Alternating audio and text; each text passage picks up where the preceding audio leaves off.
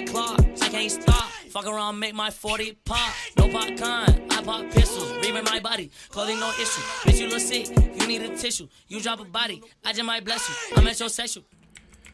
Yo, what is going on, everyone? It's Wraith here, back with another video. Now, today's video, I'm going to be talking about how to become a more consistent Fortnite player, as that is one of the hardest things, in my opinion, to honestly do, because there's so much external factors that can happen, whether it's RNG, whether it's what you're doing in game, if you mess up on a certain thing, whatever the case is, that can deter you from becoming a more consistent player. If you notice, all the best players in the world are extremely consistent. For example, if you don't know, Mongrel, Benji, and Nitro have done absolutely unreal in almost every single trio event, either coming number one or top 3 in almost every single one. And that just proves that they are the best trio in the world due to how consistent they are. Another example I like to use is Macon, or however you pronounce his name, on NA West, which is my server, and he's done very well in almost every single solo cash cup, and that's why people are starting to notice him. More people are starting to realize he's a god, is because once you consistently place and people start realizing who you are, you're gonna blow up, whether it's just for being unreal or whether you're a good Twitch streamer or whatever the case is. But being consistent is almost the hardest thing to do. Sure, it's pretty easy to get top 100, top 250 in one tournament, because you might get good RNG, you might get good zone placements, whatever the case is, or you might have a really good day where you don't miss anything. But then another day, you could basically just screw up and finish top 1,000, right? So in today's video, I'm going to be talking about how to become more consistent. If you're looking forward to this, make sure you slap a like button, comment what you want to see for a future video, hit that subscribe button, and let's get right into today's video. So the first tip I'm going to give to be consistent is basically what the title is. Be more consistent with everything you do. So basically what I mean about that is the number one thing I'd say is try and stay consistent with your playstyle and landing spot. So for example, if you're playing in a tournament, let's just say a cash cup where it's 15 games, for 4 out of the 15 games you're landing at Happy Hamlet, for 4 you're landing Paradise, for 4 you're landing Fatal, and then for the last couple you're landing Salty, right? You're probably not going to do as good as possible. Now what I would recommend doing is finding 1, maybe 2 spots where you like to land. For example, let's say Paradise and Happy. They're kind of opposite places, so if Hot Drop is Paradise, you can go Happy. If Hot Drop is Happy, you can go Paradise, right? So I would recommend you having 1 to 2 spots where basically every single arena game, every single tournament, I wouldn't say pubs, you just land there, get down the perfect drop so you never miss what building you want to go to. You're always below the other people, whatever the case is, and just practice dropping there to make sure you have the best place possible, and to loot there a couple times, or a dozen times, or even 100 times, to figure out where the best floor loot spawn is, what has the most chest spawns, what has the most mats you can get from a house. For example, it's very important to know where you're going. For example, I like landing Snobby Shores.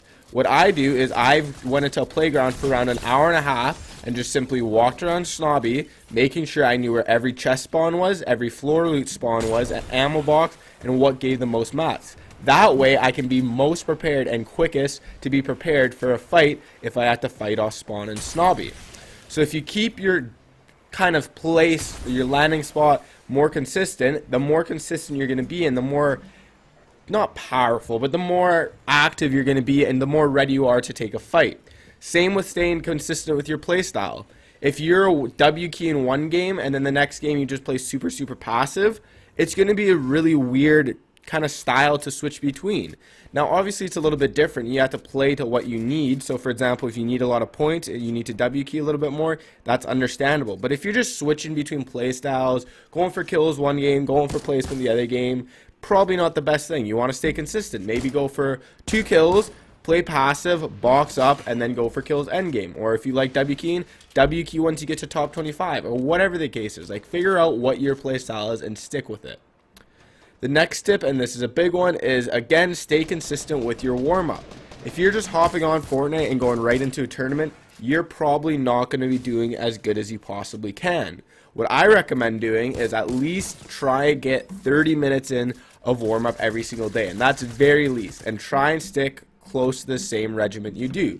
For example, for me, I warm up with Kovacs for 15 to 20 minutes. Then I do 15 to 20 minutes of just creative free building and free editing, maybe one edit course, and then I hop into some solos to make sure I'm good, or I host some zone wars on my stream. That's just me personally. Everyone kind of has their own warm-up. For example, Benji, Fishy, Mongrel, they hop on Kovacs for 15 to 10 minutes, and then they play creative for around, again, 20 minutes, and they grind arenas for like 3 or 4 hours before a tournament starts, or even customs, right? You got to find what warm-up works for you. Now, if you only have 30 minutes, you got to figure out what to do in that time. If, for example, you get home at 5:30, 5:40-ish, and the tournament starts at 6, you basically need to, honestly, I would even take 10 minutes off the tournament to make sure you're completely warmed up.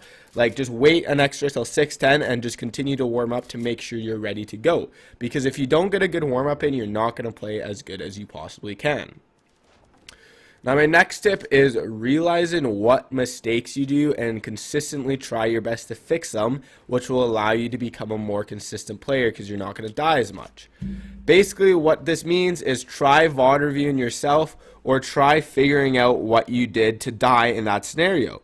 Did you push someone that you shouldn't have? Did you take a bad rotation? Did you not have a shotgun because your landing spot wasn't very good? What made you die, and what could you fix to avoid it in the next case so you don't do the same mistake?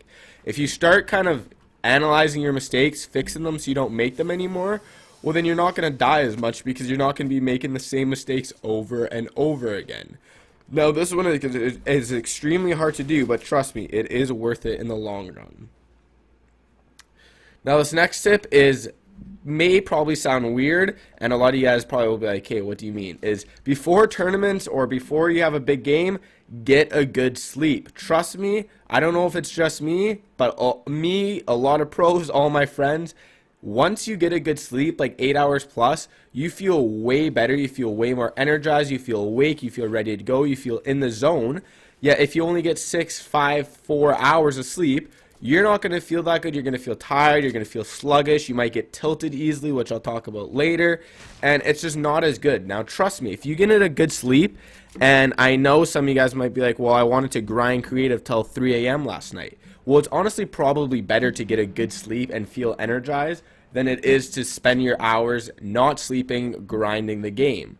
Now, trust me, this, like I said, it sounds weird, but get a good sleep and you feel way better, and you will do way better. Now, my next one is about tilting, and this is a big one, especially in solo gameplay.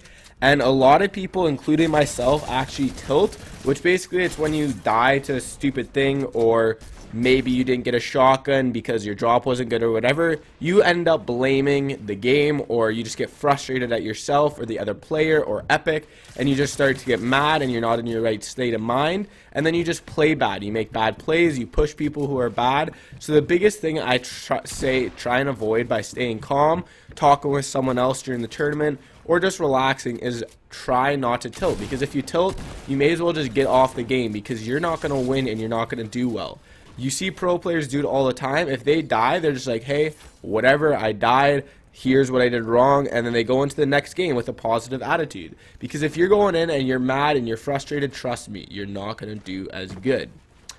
Now, this last tip that I'm going to give, and it's a pretty big one, and I see a lot of people do this all the time, is they switch their keybinds, or they switch their controller binds, or sensitivity, or equipment, like their mouse, their keyboard, all the time, because they want to stick in and they want to try different things. And I recommend not doing that.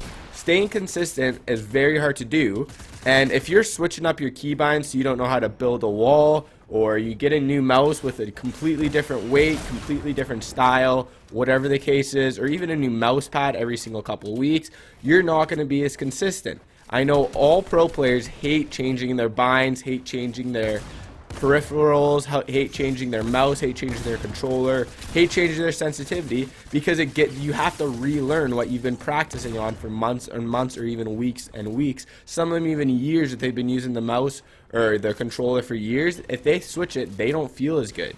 Now, obviously, pros do switch it occasionally, and you can too, just to find out what works best for you. And if you think you can do something better, sure, change it. But you don't want to be changing it all the time, and you want to make sure it's nothing too drastic. So, for example, if you're switching like what your map keybind is, that's not a big deal. But if you keep switching your build binds all the time, yeah, you're probably not going to do as good because you're going to feel nervous and not as good with your builds every single time until like a month or two when you actually start to get used to it.